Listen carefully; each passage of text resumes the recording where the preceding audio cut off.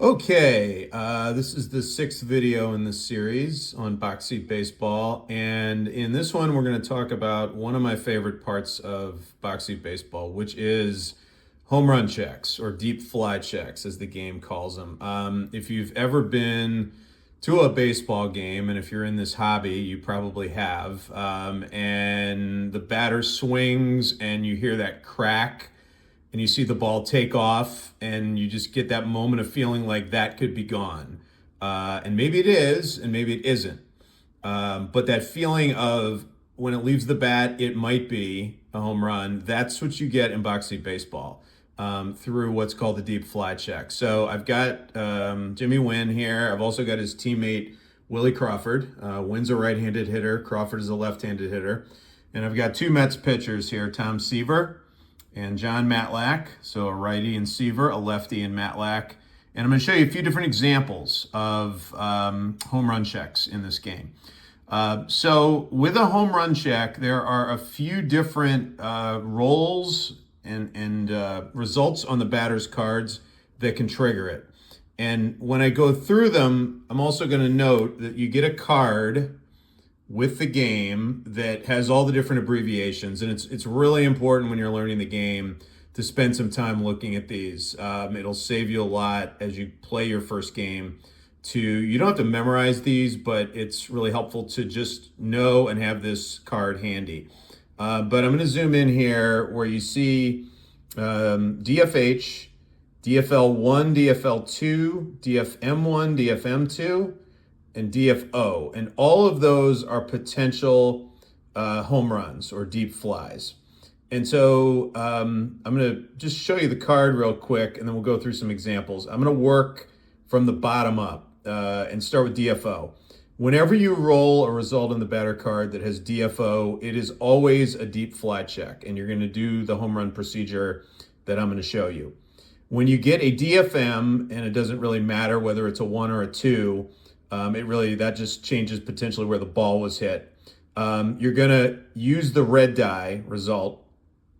And if it's 0 to 6, you're going to do the deep fly check. And if it's 7 to 9, it's going to be a long fly out. And DFM1 would default to LF1. DFM2 would default to LF4. DFLs, you're going to do the same thing, but the red die can only be between 0 and 2. Less chance of a home run here. 3 to 9, long fly 1 or long fly 4. And then DFH is you do the hit check routine that I talked about in video 4. And if it passes the hit check, if either the hitter gets the auto hit from the green and red dice or the pitcher fails to block the hit, then you'll do the deep fly check. If the hit check doesn't pass, you'll treat it as an out based on whatever the pitcher's card, whatever that reading is on the pitcher's card. But if it passes the hit check, then you're going to do the deep fly check. So there's different situations, and Tom has these results on the players' cards to kind of dial in their home run stats. Players that hit more home runs are going to have a lot of DFOs because those are going to be automatic home run checks.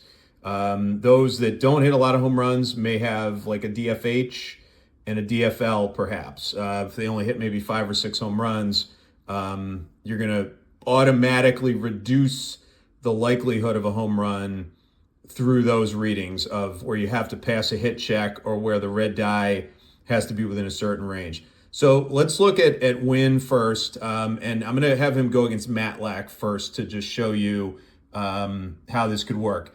If you look at his card, and here we have on the white and black dice, 22, green and red 98, and a 1 on the pitcher. Okay, 22 is DFO 1.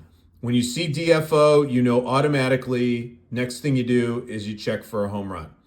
Doesn't matter who the pitcher is or what the situation is. DFO, automatic home run check. The way we do a home run check is we take the pitcher's home run rating and we add it to the ballpark home run rating. And I've got Dodger Stadium here, and I'll show you that in a second.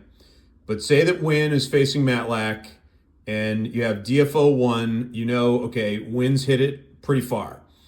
And you're going to use a flip card in my case. And it was DFO 1. And if you look under DF, under the 1 column, it's to left field. Okay, so you've got a deep fly ball to left field. And the two things that control whether Wynn homers or not are the pitcher's home run rating and Dodger Stadium's home run rating for left field. So let's take a look at Matlack. He's facing a right-handed batter. His rating is -4. So he does a good job of preventing home runs. If you look at him against lefties, he's -10, and that's the best rating you can have for a pitcher is -10. You're going to take away a lot of home runs with that rating. But Wynn's a righty. Matlack gave up a few to righties, so -4. And then left field in Dodger Stadium, if you go up where the home run ratings are, it's a 0. So in Dodger Stadium, you can see a 0 in left, a +3 in center, and a -3 in right. Again, pluses are good for the hitter, minuses are good for the pitcher. So Wynn's hit it to left. You've got 0 for Dodger Stadium, and you've got -4 for Matlack. So the total is -4. You're going to take that reading and you're going to use the chart that says deep fly check. There's also a way to take into effect wind. I'm not going to show that here. I don't want to confuse things too much. That's going to be a video down the road. But you have the ability in Box Seat Baseball to log the weather for the game. There's a set of rolls you can do before the game if you want to find out how hot it is, which affects the pitcher's stamina, and the wind direction and velocity, which of course affects the home run ball. So -4 in Dodger Stadium facing Matlack. So that's going to be a -4. And if you look in the left-hand column, there's -4. If you look in the right-hand column, you see the number 7 next to the -4. And what that means is you're going to re-roll the red die, and you're going to get a number from 0 to 9. And if it's 7 or higher, Wynn's homered.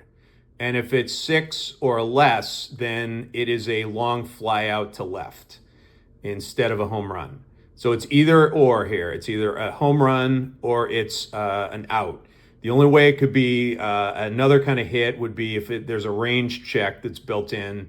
And again, I'll explain that one later, but that could lead to being a double. If the fielder doesn't make the play and it's not a home run, it could be a double. But in this case, we're doing all or nothing. -4 and then 7. So we would re-roll the red die right here. Let's just give it a roll.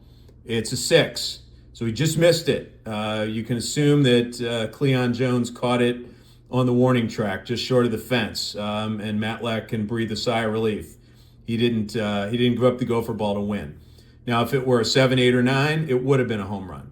So what you can see from this chart here is that combination makes all the difference in the world. The pitcher and the ballpark together. The hitter triggers the possibility of a home run, but it's the pitcher and the ballpark that determine whether it actually is a home run.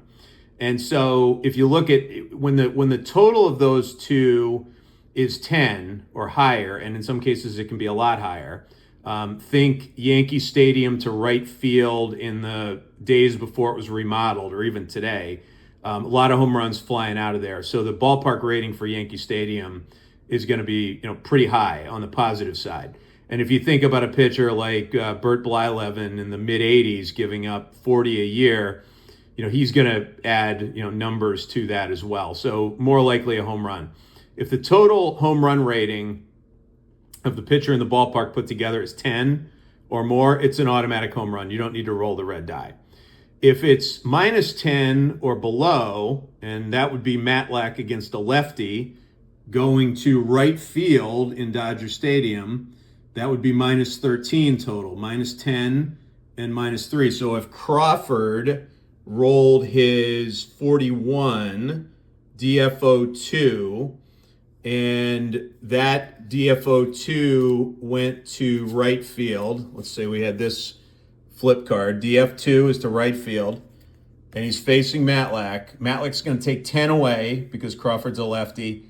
Dodger Stadium's going to take 3 away for the park. That's -13. It's an automatic fly out to right. Rusty Staub's going to catch that. Now, if it's in between 10 and -10, those are the end points. then your odds of rolling the number increase as you get closer to 10. So at 9, you roll the red die. If it's 1 through 9, it's a home run. If it's 0, you re-roll. And if you get a 0 to 4 on the re-roll, it's an out. And if you get a 5 to 9, it's a home run. So if the total is 9, the only way that it wouldn't be a home run would be if you rolled a 0 on the red die and then you rolled it again and got a 0 to 4. That would stop the home run. Otherwise, it's gone. Same thing with -9 in the reverse. If you end up with a total of -9, you roll the red die, and the only possible home run would be a 9 roll, which triggers a re-roll, and then a 5 to 9 for the home run. So that's the basics of how you do a home run check. The different codings on the batter card are, just other ways you can get to the home run check. Like if you look at Crawford against a lefty, he's got a DFH at 12. So you do the hit check first before you check for the home run. 33, same thing. We talked about 41, automatic home run check. 54, you see DFL 2. And that is a low chance of a home run. If the red die is 0 to 2, you'll do the home run check. If it's 3 to 9, it's a long fly 4. Likely a long fly, generally to right field, based on those numbers. Against a righty, he has a deep fly hit check at 41, and he has a deep fly medium at 65. So it looks like he didn't hit as many home runs against righties because he doesn't have as many chances there. So that's how you end up with a home run check. Against a guy like Seaver, let's just say he got his DFH2 under the 41 against Seaver. And let's say we've got the green and red of 96. So it's going to pass the hit check because his hit number is 70 against a right-handed hitter. And then let's say that instead of right field, the ball was hit to center field. And we know that at Dodger Stadium, center field is +3. It's the best home run spot in the park is center field. And then he's facing Seaver, and Seaver against the lefty is a +3. So now you're talking +3 for the pitcher, +3 for the ballpark. That's a 6. When you re-roll the red die, if it's 2 or higher, it's a home run. And if it's a 0 or 1, it's a fly out to center field. So Crawford has a much better chance of hitting a home run in that situation than he would against Matlack in the other situation we described where it's hit to right field. So this is a fun part of the game. It's one of my favorite parts because, again, you just get that feeling of the ball leaving the bat, and you get that anticipation that it might be a home run, but you don't know until you execute the home run check and you do that die roll. So that's just kind of an overview of how it works. Again, the codes are the key. Learning the difference between DFO, automatic home run check, DFH, you do a hit check first, and if it passes, you do the home run check. And then DFL and DFM, it depends on the red die and what that red die is. And if it's within a certain range, you do the home run check. If it's not within that range, then it's a fly out. And those are the different situations that you would see home runs. Okay, next video, I'm going to talk about range plays. That's another thing you're going to see on batter cards. You can see on Win on the 16 against a lefty. You see RNG, LF1. There's 2 different types of range plays. I'll go through those. And then what I'm going to do after that in the next couple of videos is just go through all the charts that come with the game. It's a game that has a lot of charts, and I realize I've already shown you a few of them. I want to go through all of them so that you kind of understand how they work and where to find them in this game. Okay? All right. Have a good one.